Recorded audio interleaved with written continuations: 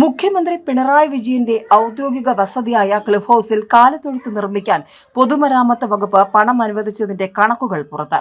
Cliff ഹൌസിൽ കാലിത്തൊഴുത്ത് നിർമ്മിച്ചിട്ടില്ലെന്ന മുഖ്യമന്ത്രിയുടെ നിലപാടിനെ ഖണ്ഡിക്കുന്നതാണ് നിയമസഭാ രേഖയിലെ പരാമർശങ്ങൾ. കാലിത്തൊഴുത്തിന് 40 ലക്ഷം എന്ന് പറയുന്നത് പോലെ അസംബന്ധമായ ഒരു പ്രചാരണവും ഈ ഭൂലോകത്ത് ഉണ്ടാകുമെന്ന് തോന്നുന്നില്ല. എന്തെല്ലാം പ്രചാരണമാണ് നമ്മുടെ നാട്ടിൽ നടക്കുന്നത് എന്നായിരുന്നു മുഖ്യമന്ത്രിയുടെ വാർത്താ സമ്മേളനത്തിലെ പ്രതികരണം. ക്ലിഫ് ഹൌസിലെ തകർന്ന മതിൽ കെട്ടാനാണ് തുക അനുവദിച്ചതെന്നും മുഖ്യമന്ത്രി വ്യക്തമാക്കിയിരുന്നു. താനല്ല നിർമ്മാണത്തിന്റെ കണക്ക് തയ്യാറാക്കുന്നതെന്നും ബന്ധപ്പെട്ട ഉദ്യോഗസ്ഥരാണെന്നും വിശദീകരിക്കുകയും ചെയ്തു. പൊതുമരാമത്ത് വകുപ്പ് കാലിത്തൊഴുത്ത് നിർമ്മിക്കാൻ പണം അനുവദിച്ചതിന്റെ രേഖകൾ ഫെബ്രുവരിയിലെ നിയമസഭാ സമ്മേളനത്തിലാണ് സഭയിൽ അവതരിപ്പിച്ചത്. മരാമത്ത് വകുപ്പാണ് സർക്കാർ കെട്ടിടങ്ങളുടെ അറ്റകുറ്റപ്പണി നടത്തുന്നത്. ഈ സർക്കാർ അധികാരത്തിൽ വന്ന ശേഷം ക്ലിഫ് ഹൌസിൽ പൊതുമരാമത്ത് വകുപ്പിന്റെ നേതൃത്വത്തിൽ നടത്തിയത് 2 കോടിയോളം രൂപയുടെ നിർമ്മാണ പ്രവർത്തനങ്ങളാണെന്ന് വകുപ്പിന്റെ രേഖകളിൽ പറയുന്നു. ക്ലിഫ് ഹൌസിലെ ചുറ്റുമതിലിന്റെ ഒരു ഭാഗവും കാലിത്തൊഴുത്ത് നിർമ്മിക്കാൻ 35 ലക്ഷം രൂപ ചെലവഴിച്ചതായാണ് പൊതുമരാമത്ത് വകുപ്പിന്റെ രേഖ.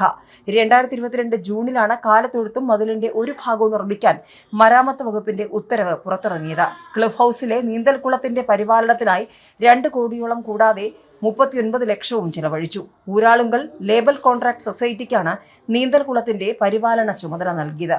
മുൻ മുഖ്യമന്ത്രി കെ കരുണാകരന്റെ കാലത്താണ് കുളം നിർമ്മിച്ചത്. 2016 പിണറായി വിജയൻ മുഖ്യമന്ത്രിയായ ശേഷമാണ് കുളം നവീകരിച്ചത്.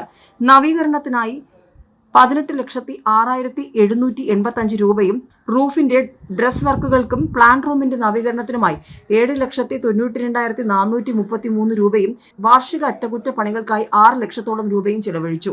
നീന്തൽക്കുളത്തിന്റെ 1ാം ഘട്ട പരിപാലനത്തിനായി 2.5 ലക്ഷം രൂപയും 2ാം ഘട്ട പ്രവൃത്തികൾക്കായി 2.25 ലക്ഷത്തോളം രൂപയും 3ാം ഘട്ട നവീകരണത്തിനായി 4 ലക്ഷത്തോളം രൂപയും 4ാം ഘട്ട നവീകരണത്തിനായി 4 ലക്ഷത്തോളം രൂപയും അനുവദിച്ചു. കെട്ടിട നവീകരണവുമായി ബന്ധപ്പെട്ട പ്രതികരണത്തിനായി പൊതുമരാമത്ത് വകുപ്പ് അധികൃതരെ ഫോണിൽ ബന്ധപ്പെട്ടെങ്കിലും സംസാരിക്കാൻ കഴിഞ്ഞില്ല എന്നാണ് പ്രമുഖ മാധ്യമങ്ങൾ റിപ്പോർട്ട് ചെയ്യുന്നത്. ക്ലിഫ് ഹൌസ് ഉപയോഗിക്കാത്ത മുഖ്യമന്ത്രിമാരുണ്ട്. 1977 AK ആന്റണി ആദ്യമായി മുഖ്യമന്ത്രിയായപ്പോൾ അജന്ത ബംഗ്ലാവായിരുന്നു ഔദ്യോഗിക വസതി. കെ കരുണാകരൻ രാജിവെച്ചതിനെ തുടർന്ന് 95-96 ആന്റണി വീണ്ടും മുഖ്യമന്ത്രിയായപ്പോൾ സ്വന്തം വസതിയായ അഞ്ജനവും അദ്ദേഹം രാജിവെച്ചതിനെ തുടർന്ന് മുഖ്യമന്ത്രിയായ ഉമ്മൻചാണ്ടി അദ്ദേഹത്തിന്റെ കാലയളവിൽ സ്വന്തം വസതിയായ പുതുപ്പള്ളി ഹൌസുമാണ് ഔദ്യോഗിക വസതിയായി ഉപയോഗിച്ചത്. ധനമന്ത്രിയായിരുന്ന വക്കം പുരുഷോത്തമനും ഔദ്യോഗിക വസതിയായി ക്ലിഫ് ഹൌസ് ഉപയോഗിച്ചിട്ടുണ്ട്.